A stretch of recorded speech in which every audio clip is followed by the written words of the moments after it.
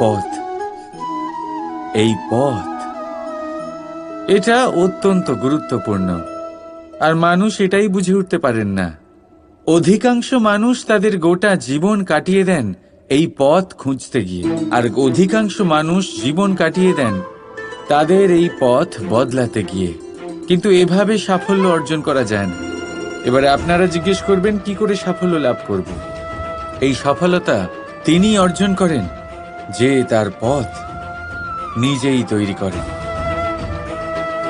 দেখুন, যত শক্তি আর যত সময় আপনি পথ খুঁজতে আর বদলাতে গিয়ে নষ্ট করবেন, তার থেকে কম সময় এবং শক্তির দ্বারা আপনি নিজের পথ নিজেই বানাতে পারবেন, নিজের লক্ষ্যে পৌঁছতে পারবেন। সেই জন্য বারবার আপনার পথ বদলাবেন না, খোঁজাখুঁজি করবেন না। নিজের এই যাত্রায় নিজের পথ নিজেই তৈরি করুন, আর যত তাড়াতাড়ি সম্ভব নিজের লক্ষ্যে পৌঁছে যান। রাধা রাধা। সময় বড়ই অদ্ভুত, এই সময়, তাই না? দেখতে গেলে এটা একটা অনুভূতি, একটা সংখ্যা, একটা বিষয়। এবারে দেখুন না, সূর্যোদয় সকলের একসাথেই হয়, তাই তো? কারোর আগে কারোর পরে এমন তো হয় না, সবার একসাথেই হয়। আবার সূর্যাস্ত সকলের একসাথেই হয়। এবারে ভাবুন, এই সময় প্রত্যেকের জন্য আলাদা আলাদা। কারোর জন্য এই সময় ভালো, আবার কারোর জন্য এই সময়ই খারাপ।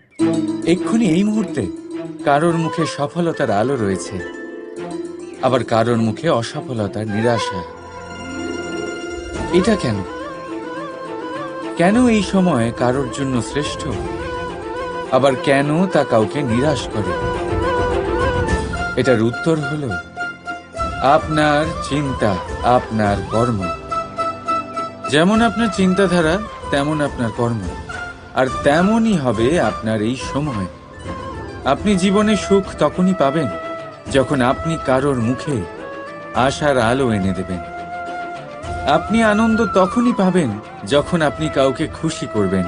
হ্যাঁ, এটা ঠিক যে কাউকে খুশি করা সবসময় আপনার হাতে নেই, কিন্তু আপনার হাতে এটা অবশ্যই আছে যে আপনি কাউকে দুঃখ না দেন, কাউকে নিরাশ না করেন। আর কোনো ব্যক্তিকে দুঃখ না দেওয়ার এই চেষ্টাও আপনার কর্মই বটে। আর এই শুভ কর্মের ফল আপনাকে প্রকৃতি অবশ্যই দেবে।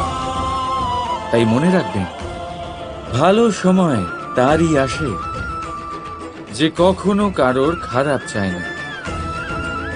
রাধা রাধা। লোকে বলে মানুষ নিজের ভবিষ্যৎ জন্ম থেকেই লিখিয়ে আনে, অর্থাৎ এখানে, এই কপালে। ভাগ্য দেবতা আমাদের সমস্ত উত্থান, সমস্ত পতনের হিসেব সবটা লিখে দেন। কিন্তু কপালে কেন, পায়ে নয় কেন? যদি পায়ে লেখা হয় তাহলে আমরা পড়তে পারবো, যদি কপালে লেখা হয় আমরা ছাড়া বাকি সবাই পড়তে পারবে। এবারে আমাদের কপাল এখানে তাই প্রতিফলিত হয় যা আমাদের মস্তিষ্কে আছে, আর মস্তিষ্কে থাকে আমাদের ভাবনা। তাই এই ভাবনার ধনাত্মক হওয়া অত্যন্ত জরুরি। এতে বিকাশের জন্য স্থান রাখুন, এতে সবাইকে একসাথে নিয়ে চলার ভাবনা রাখুন, আর বিশ্বাস করুন, আপনার মস্তিষ্কের এই ভাবনা সাফল্য রূপে আপনার কপালে অবশ্যই লিখিত হবে। কারণ আপনার ভাবনাই সত্য হয়ে আপনার জীবনে আসে। রাধা রাধা। মানুষ জন্ম নেয়, আর জন্ম নিলেই তার জীবনযাত্রা শুরু হয়ে যায়। তারপর সে পরিশ্রম করে, লড়াই করে, আর সে তার ফল অবশ্যই পায়। সেই নিজের জীবনযাত্রা নিজেই সাজায়। তার জীবনে ভয় ততক্ষণ প্রবেশ করে না যতক্ষণ না সে জীবনে কিছু অর্জন করে। একবার সে কিছু পেয়ে গেলে তারপরে সেটা হারিয়ে যাওয়ার ভয় মনের মধ্যে জন্ম নেয়। তারপর সে ভাগ্য, জ্যোতিষ ভবিষ্যৎ এই সব দেখতে ব্যস্ত হয়ে পড়ে। আমি আপনাকে একটা প্রশ্ন করছি, আপনি যখন এই সংসারে এসেছিলেন কি নিয়ে এসেছিলেন যে আপনি হারাবেন? কিছুই না। আপনার বশে আপনার জীবনের সেই মুহূর্তই আছে যা আপনার হাতে আছে, অন্য কিছুই নয়। আপনার হাতে আছে আপনার কর্ম। যে জীবনে দুর্ভাগ্যে হতাশ হয় না, যে অসফলতার জন্য ভেঙে পড়ে না, সেই এই জীবনে বিজয়ী হয়। বলুন, যখন আপনার জীবনে কিছুই ছিল না, কি করেছিলেন? পরিশ্রম করেছিলেন, লড়াই করেছিলেন, আর সেই সব কিছু পেয়েছেন যা পেতে চেয়েছিলেন। তাহলে আজ সব পাওয়ার পর ভয় কিসের? সেই সব জিনিস কি আপনাকে পরিশ্রম করার থেকে আটকায়? না। সেই জন্য নিজের হাতের রেখায় কখনো নিজের পথ খুঁজবেন না, কারণ এই সংসারে যাদের হাতই নেই তারাও নিশ্চিতভাবে তাদের নিজের পথ নিজেই বানিয়ে নেয়। তাহলে আপনার কি নিয়ে চিন্তা? রাধা রাধা।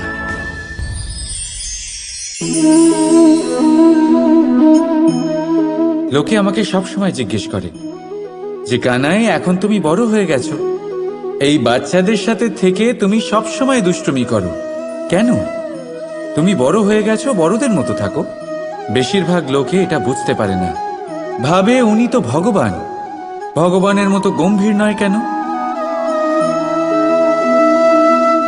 এবারে আমি কি করে বোঝাবো সবাইকে যে আমার ভগবান হওয়ার পিছনে যে সবচেয়ে বড় রহস্য তা হলো এই বাচ্চারাই। আমার শক্তি কোথা থেকে আসে? সমস্ত সমস্যার সমাধান করার শক্তি এই বাচ্চাদের থেকেই তো আসে। জীবনে বাঁচার শক্তি, সংসারকে প্রেম শেখাবার শক্তি এই বাচ্চাদের থেকেই আসে। কারণ বাচ্চাদের থেকে বড় কোনো ভগবান হয় না। এবারে দেখুন না, পুরাণ আর বেদের কোনো জ্ঞান নেই ওদের, কিন্তু খুব ভালোভাবেই জানে যে একজন উদাস ব্যক্তির মন কি করে ভোলানো যায়, কি করে তাকে আনন্দ দেওয়া যায়। আর এই এক বিশাল ব্যাপার। কোনো ন্যায়, কোনো নীতির জ্ঞান নেই ওদের, কোনো ভেদাভেদ করতে জানে না। কিন্তু এটা অবশ্যই জানে একজন একা অজানা ব্যক্তিকে নিজের দলের সদস্য কি করে বানাতে হয়, কি করে তাকে আপন করতে হয়। আর এই এক বড় ব্যাপার। এই বাচ্চাদের থেকে অনেক কিছু শেখার আছে। তাই আপনারাও নিজেদের জীবনে গম্ভীর হওয়ার চেষ্টা কখনোই করবেন না।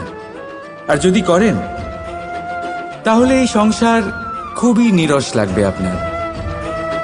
আপনিও বাচ্চাদের মতো নিষ্পাপ থাকুন আর নিজেকে আনন্দে রাখুন। লাভ আর ক্ষতির ঊর্ধ্বে গিয়ে সম্পর্ককে দেখুন। জ্ঞান অর্জন করার পরিবর্তে ভালোবেসে সম্পর্ক পালন করুন। আপনি নিজেই বুঝে যাবেন যে এই সংসার কতটা সুন্দর। রাধা রাধা।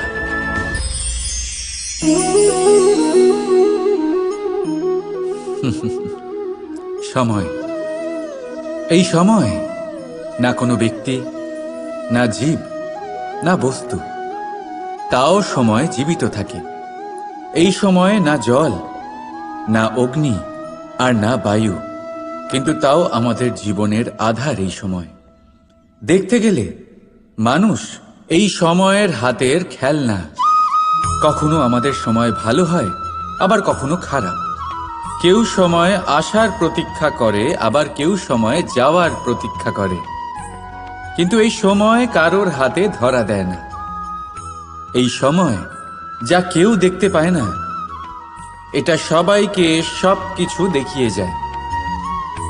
দেখিয়ে যায় যে আপন কে আর পর কে, আমাদের শুভাকাঙ্ক্ষীকে আর ক্ষতি কে চায়, আমাদের মিত্রকে আর আমাদের শত্রুকে।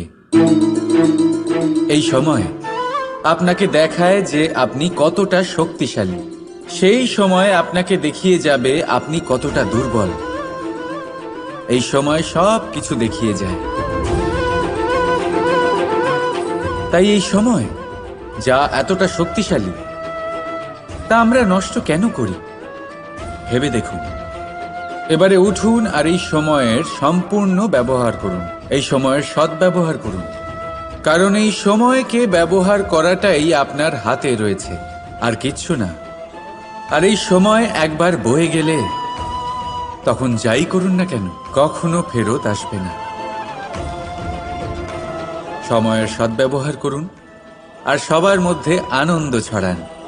আর আসুন আমার সাথে ভালোবেসে বলুন, রাধা রাধা। এই পদ্ম ফুল দেখতে পাচ্ছেন? এর অভ্যেস হলো জলস্তরের ওপরে ভাসা। সেই জন্য জলাশয়ের জলস্তর যখন বৃদ্ধি পায়, এই যে ফুলের কাণ্ড দেখছেন সেটাও বাড়তে থাকে, যাতে এই ফুল জলস্তরের ওপরে থাকে। কিন্তু যখন সেই জলাশয়ে জলস্তর নামতে থাকে, সেই কাণ্ড নিজেকে ছোট করতে পারে না, আর এই ফুল নিজের ভারে নিজেই ভেঙে পড়ে। এবার এটা আমাদের সাথেও হয়। সময়ের সাথে আমরা জীবনে যত সাফল্য পাই, আমাদের জীবনের স্তর বাড়তে থাকে। আর যখন আমাদের সংস্থান কমতে থাকে, আমরা সেই জীবন স্তর ছাড়তে পারি না, আর শেষ পর্যন্ত সেই জীবন স্তরের কারণেই ভারাক্রান্ত হয়ে শেষ হয়ে যায়। সেই জন্য যদি কিছু রাখতে হয়, তাহলে তা হলো দৃষ্টিভঙ্গি। সাধারণভাবে জীবন যাপন করতে শিখুন। সময়ের চক্রও আপনাকে মাত দিতে পারবে না। রাধা রাধা। কথায় আছে, সময়ের পূর্বে আর ভাগ্যের বেশি কেউ কিছুই পায় না। এবার এর মানে কি এটাই যে আপনি শুধুমাত্র সময়ের অপেক্ষা করবেন, সবকিছু নিজের ভাগ্যের ওপর আর কপালের ওপরে ছেড়ে দেবেন, নিজে কিছুই করবেন না? যদি আপনি এরকম করেন, তাহলে আপনি একটা বস্তু অবশ্যই পাবেন: নিরাশা, অসফলতা। এবারে আপনি বলবেন, যদি সবকিছুই ভাগ্য আর সময়ের ওপরে নির্ভরশীল হয়, তাহলে আমরা কি বা করতে পারি? করতে পারেন চেষ্টা, পরিশ্রম। এই চেষ্টাই আপনার জীবনে সেই সময়কে আপনার কাছে টেনে নিয়ে আসে, সেই সময়ে যার অপেক্ষা আপনি করছেন। আর এই ভাগ্য তার সামনেই নত হয় যে সর্বদা পরিশ্রম করতে থাকে। রাধা রাধা। সংসারে সমস্ত জায়গায় এই ব্যবসা চলতে থাকে। কিছু পাওয়ার জন্য কিছু দিতে হয়, লাভের জন্য কিছু বিনিয়োগ করতে হয়। যদি কারোর অনুভূতি জানতে হয়, তাহলে নিজের অনুভূতিকে ব্যয় করতেই হবে। এবার দেখুন না, কারোর আসল চেহারা যদি জানতে হয়, তাকে স্বাধীনতা দিয়ে দেখুন। যদি কারোর মনের শুদ্ধতা জানতে হয়, তাহলে তাকে ঋণ দিন। যদি কারোর গুণ জানতে হয়, তাহলে তার সাথে একসঙ্গে বসে ভোজন করুন। যদি কারোর ধৈর্যের পরীক্ষা নিতে হয়, তাহলে তাকে তার প্রিয় কাজ করতে বারণ করে দেখুন। যদি কারোর ভালো দিক জানতে হয়, তাহলে তার থেকে পরামর্শ নিয়ে দেখুন। এক অনুভূতির বদলে অন্য এক অনুভূতি বিনিময় করতে হয়। কিন্তু এই সংসারে একটাই এমন অনুভূতি আছে, যেটা দেখার জন্য, যেটা পাওয়ার জন্য আপনাকেও ঠিক সেই অনুভূতিটাই দিতে হবে, আর সেটা হলো প্রেম। যদি কারোর ভালোবাসা দেখতে হয়, তাহলে তাকে নিঃস্বার্থ ভালোবাসা দিন। যদি কারোর থেকে ভালোবাসা পেতে চান, তাহলে তাকে নিঃস্বার্থ পরিশুদ্ধ ভালোবাসা দিন। রাধা রাধা। কর্ম। মানুষ সর্বদা কর্ম করতে থাকে, আর এই কর্মের জন্যই সে মান, সম্মান, ধন, প্রতিষ্ঠা লাভ করে। এবার মানুষ সবসময় চেষ্টা করে যাতে সে ভালো কর্ম করে যায়। তাহলে আপনাকে বলি, শুধু ভালো কর্ম করাই আবশ্যক নয়, তার থেকে বেশি জরুরি হলো এই খারাপ কর্মকে বোঝা আর তার থেকে দূরে থাকা। কারণ যখনই আপনি কোনো সঠিক কাজ করেন বা ভালো কাজ করেন, কেউ তা মনে রাখে না। কিন্তু এই সংসারে বিষয়টা হলো এরকম, আপনি একটা খারাপ কর্ম করুন আর সেটা সবার মনে থাকে। এই খারাপ কর্ম কাজলের এক কৌটোর মতো হয়। আপনি যতই চেষ্টা করুন বাঁচিয়ে ব্যবহার করার, কিন্তু এই কালিমা কোথাও না কোথাও অবশ্যই লেগে থাকে।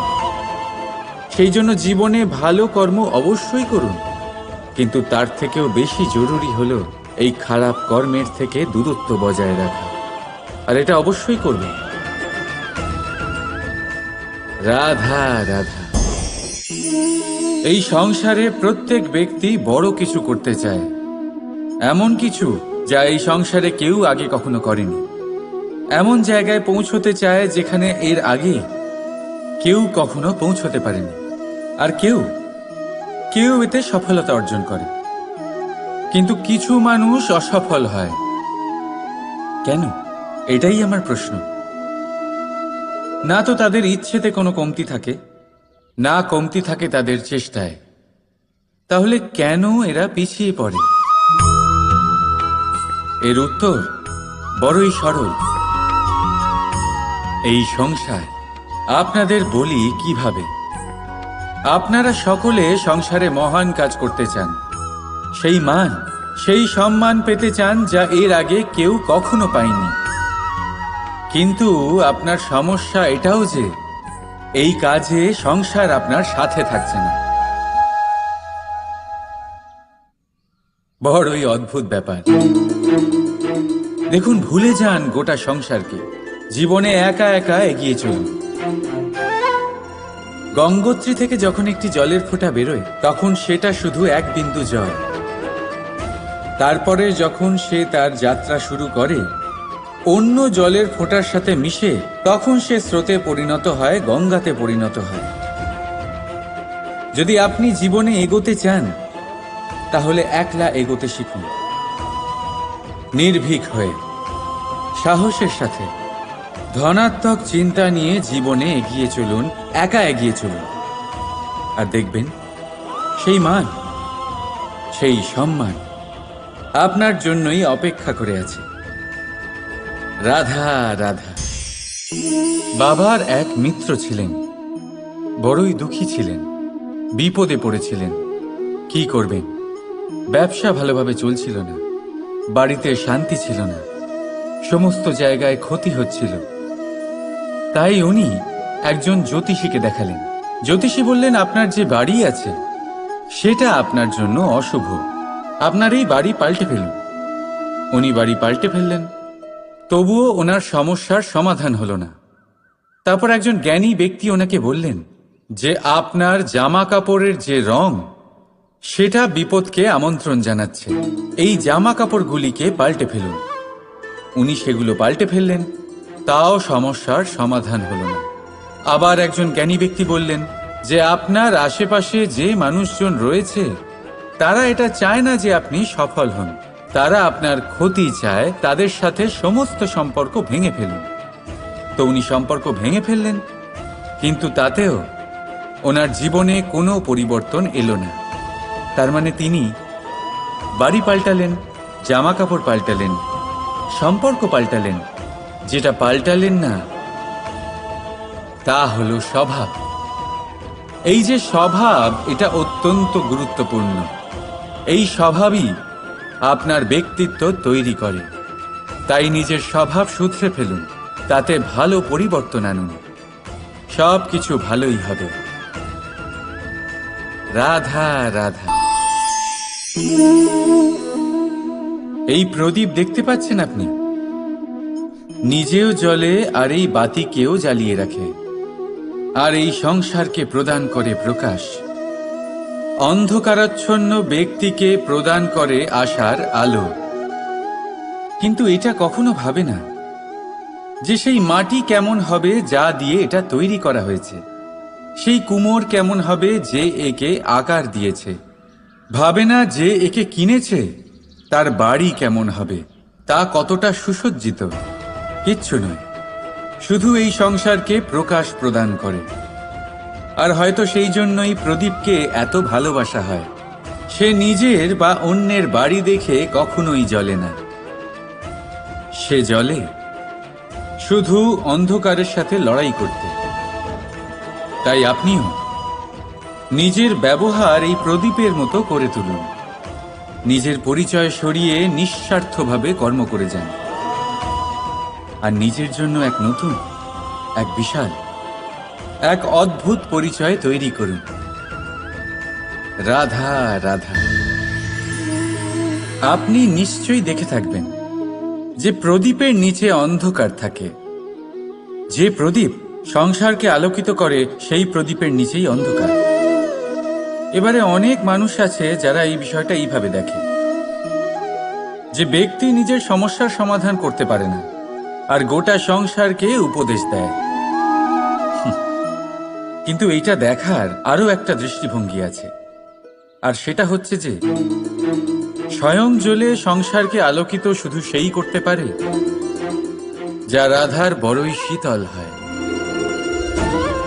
এই সংসারের পথপ্রদর্শক সেই হতে পারে, এই সংসারকে দিশা সেই দেখাতে পারে যার মধ্যে সন্তোষ আর ধৈর্য শক্তি আছে। এবারে দেখুন, এটা অত্যন্ত গুরুত্বপূর্ণ বিষয় যে বিবেক তখনই কাজ করে যখন মন শান্ত থাকে, যখন মন শীতল থাকে। তাই যদি আপনি এই জীবনে কোনো বড় কর্ম করতে চান, তাহলে সর্বপ্রথম আপনার এই মনকে, এই বিবেককে, এই হৃদয়কে, এই আধারকে, এই ভূমিকে শীতল রাখতে শিখুন। ধৈর্য ধরুন। সংসারে এমন কিছু নেই যা আপনি করতে পারবেন না। রাধা রাধা। সংসারে প্রত্যেক ব্যক্তি কোনো না কোনো রূপে ঈশ্বরকে মানে। কেউ মূর্তি রূপে, তো কেউ তত্ত্ব রূপে, কেউ ভাবনা রূপে, আবার কেউ স্বভাব রূপে। কেউ নিজের মধ্যে পরমাত্মা খোঁজে, আবার কেউ অন্যের মধ্যে। কারোর কাছে জ্ঞানই পরমাত্মা। সংসারে প্রত্যেক মানুষই কোনো না কোনো রূপে তার ঈশ্বরকে পেয়েই যান। কিন্তু একটা কথা বলবো, ঈশ্বর প্রথমেই নিজের একটা স্বরূপ পৃথিবীতে আপনার কাছে পাঠিয়ে দিয়েছেন। সেই স্বরূপ হলো আপনার মাতা, আপনার মা। সেই মা যিনি আপনাকে জন্ম দিয়েছেন, আপনাকে বাঁচতে শিখিয়েছেন, আপনাকে সংস্কার দিয়েছেন। যদি আপনি কখনো কোনো অনুচিত পথে অগ্রসর হয়েছেন, তখন তিরস্কার করে আপনাকে সঠিক পথে এনেছেন। যদি আপনি এই সংসারে অসফল হয়েছেন, তখন তার আঁচলের উষ্ণতা দিয়ে আপনাকে আশ্বাস জুগিয়েছেন। সেই সমস্ত কাজ করেন এই মা, যা ঈশ্বরও করেন। সেই জন্য মনে রাখবেন যে এই সংসারে আপনার সবচেয়ে প্রথম ঈশ্বর যদি কেউ থাকে, তাহলে তা আপনার মা। প্রত্যেক প্রতিমাতে ঈশ্বর নাই থাকতে পারে, কিন্তু প্রত্যেক মায়ের মধ্যে ঈশ্বর অবশ্যই থাকে। রাধা রাধা।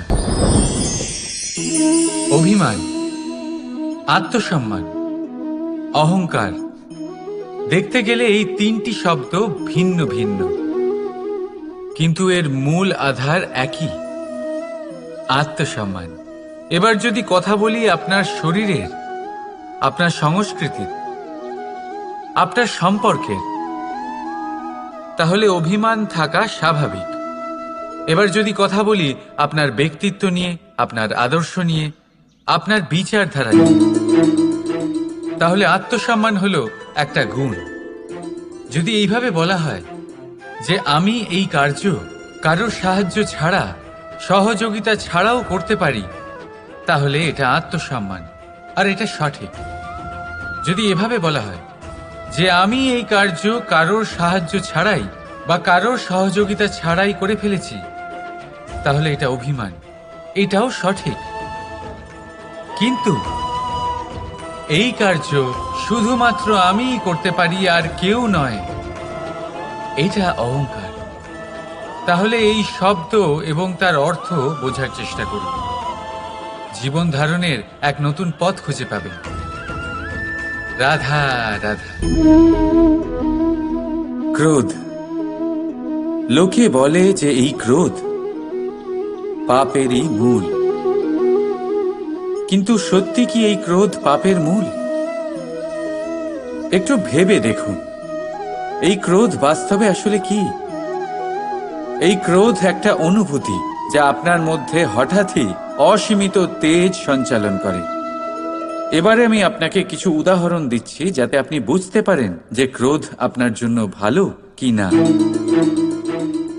যদি কারোর সাথে অন্যায় হয় আর এটা দেখে আপনার ক্রোধ হয়, আর এই ক্রোধ আপনাকে তার সাহায্য করতে প্রেরণা যোগায়, তাহলে এই ক্রোধ অবশ্যই ভালো।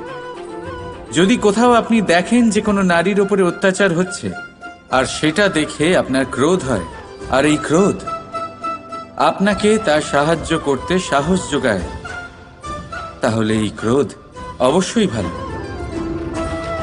যদি এই সংসারে কোথাও আপনি কোনো অনৈতিক কাজ বা ছলনা দেখেন আর আপনার তাতে ক্রোধ না হয়, কিছুই অনুভব করেন না, তাহলে এটা কাপুরুষতা। তার মানে এটাই যে আপনি আপনার মনুষ্যত্ব হারিয়ে ফেলেছেন। তাই এটা বোঝার চেষ্টা করুন, আপনার ক্রোধের তেজের ব্যবহারের ওপরে নির্ভরশীল হল এই ক্রোধ আপনার জন্য পাপের সমান, নাকি এই ক্রোধ আপনার জন্য পুণ্যের স্থাপক। রাধা রাধা। মোহ। শাস্ত্রে লেখা আছে যে মোহ শুধু সেই ব্যক্তিকেই নয়, বরং সেই আরেক ব্যক্তিকেও বিনাশ করে দেয় যার ওপরে সেই মোহ আছে। এবারে লোকে কি করেন, এই শাস্ত্রে লেখা কথাগুলি শুধু শাব্দিক অর্থে নেন। এই মোহ, দেখুন, এটা শুভও হতে পারে, শুধু এর রূপ ভিন্ন ভিন্ন হয়। এটা ভালো করে বুঝতে হবে। এবারে মোহ যদি কোনো বস্তুর উপরে থাকে তাহলে তা লালসা হয়ে যায়।